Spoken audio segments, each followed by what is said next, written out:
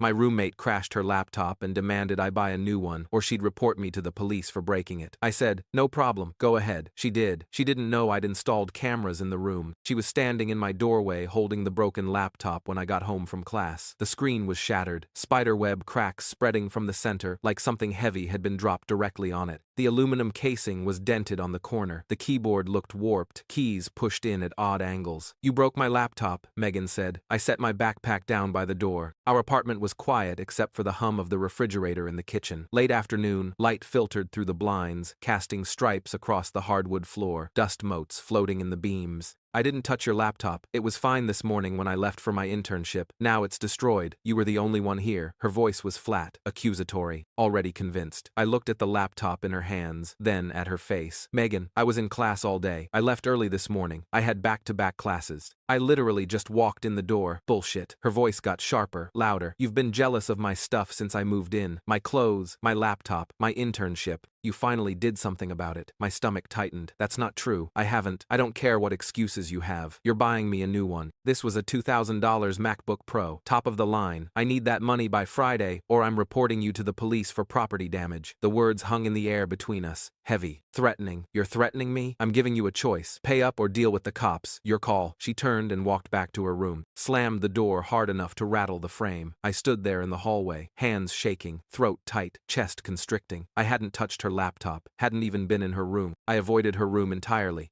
We weren't those kinds of roommates. We barely spoke most days. But she was going to report me anyway, frame me for something I didn't do. I went to my room, closed the door, sat on my bed, stared at the wall. My heart was pounding, my mind racing. $2,000. I didn't have $2,000. I was a college student, working part-time at a coffee shop.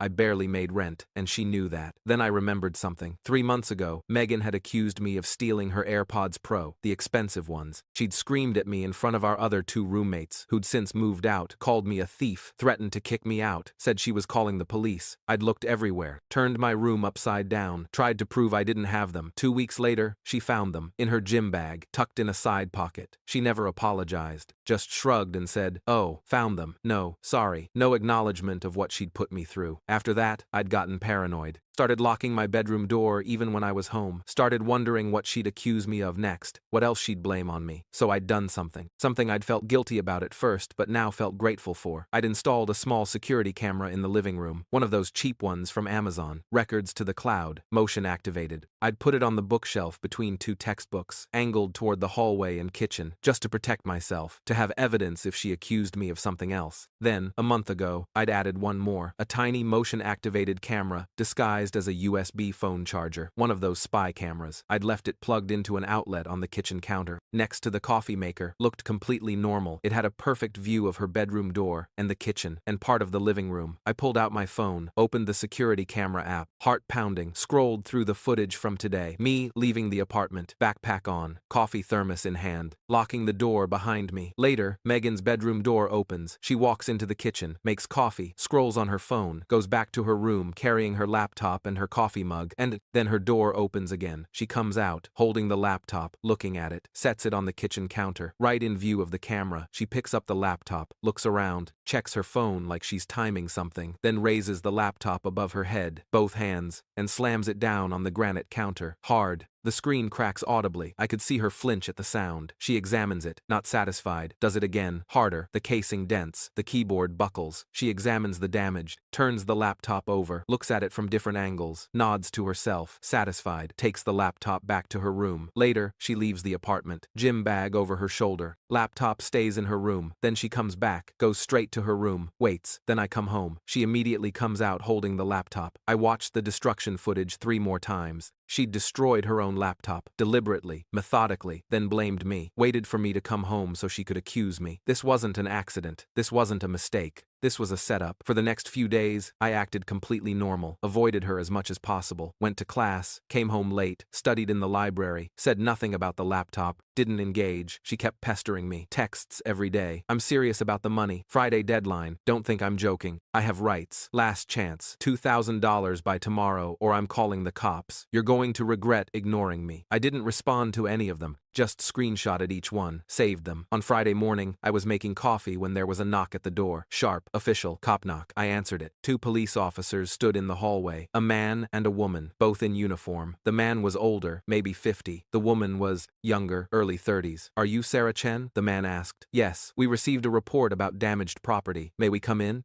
I stepped aside. Of course. My heart was pounding, but I kept my face neutral, calm. Megan appeared from her room immediately, like she'd been waiting, listening. She was holding the broken laptop. Her expression was smug, satisfied, victorious. Officer, thank you for coming. Her voice was sweet now, polite, victim voice. My roommate destroyed my laptop. I have witnesses who saw her acting strange around my belongings. She's been jealous of me since I moved in 6 months ago. She won't pay for the damaged $2,000, so I had no choice but to file a report. The male officer looked at me. Is this true? Did you damage her property? No, she's lying, Megan interrupted quickly. She was the only one here when it happened. I left for my internship, came home later. My laptop was destroyed. She was here the whole time. The female officer was taking notes. Were you home during that time? No, I was in class. I left early in the morning and got home in the afternoon. She's lying, Megan said again. Voice harder now. She doesn't have proof, and I have texts where she's been hostile toward me. Actually, I said calmly, I have security cameras in the apartment. Megan's face went pale, completely white. What? I installed them 3 months ago, after you accused me of stealing your AirPods and then found them in your gym bag without apologizing. I installed cameras to protect myself, for situations exactly like this. You can't, that's illegal, you can't record me without my consent. The cameras are in common areas, I said. The living room and kitchen, not in bedrooms or bathrooms. That's legal in this state. I checked. I pulled out my phone, opened the app, found the footage from earlier in the week. Here, this is from the day the laptop was damaged. I handed the phone to the male officer. He watched. His expression shifted from neutral to surprised to cold. The female officer leaned in to watch over his shoulder. Megan walking into the kitchen with her laptop. Megan setting the laptop on the counter. Megan raising the laptop above her head. Megan slamming it down on the counter. The crack visible. Her doing it again. Megan examining the damage, nodding. The officer rewound it. Watched the destruction part again, then handed my phone to his partner. She watched it, her lips pressed together. The male officer looked at Megan. His voice was different now, harder. Ma'am, is this you in the video? Her mouth opened, closed, opened again. That's edited, she edited that. This is time-stamped cloud footage, ma'am, from a security camera. This shows you intentionally destroying your own property. No, and then filing a false police report claiming your roommate did it. She can't record me without my permission. That's not legal. You can't use that. The female officer spoke for the first time. The cameras are in shared common areas. Your roommate has every right to have security cameras in her own apartment. The footage is admissible.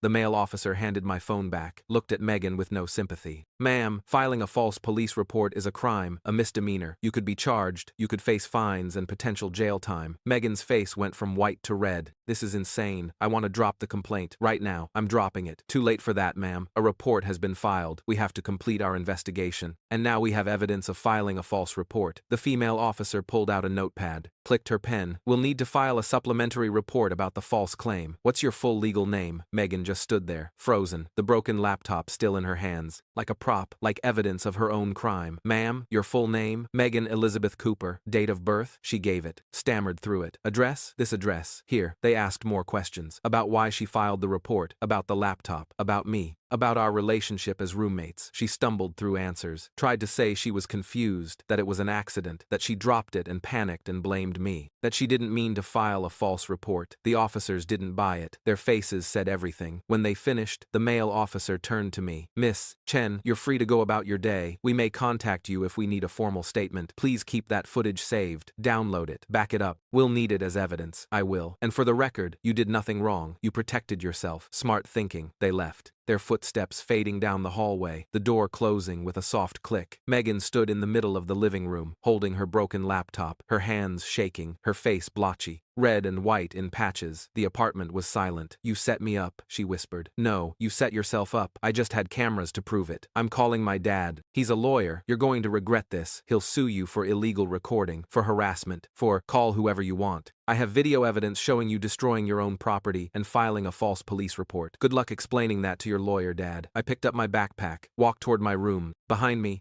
I heard her laptop hit the floor, the broken pieces scattering across the hardwood. I closed my door and locked it.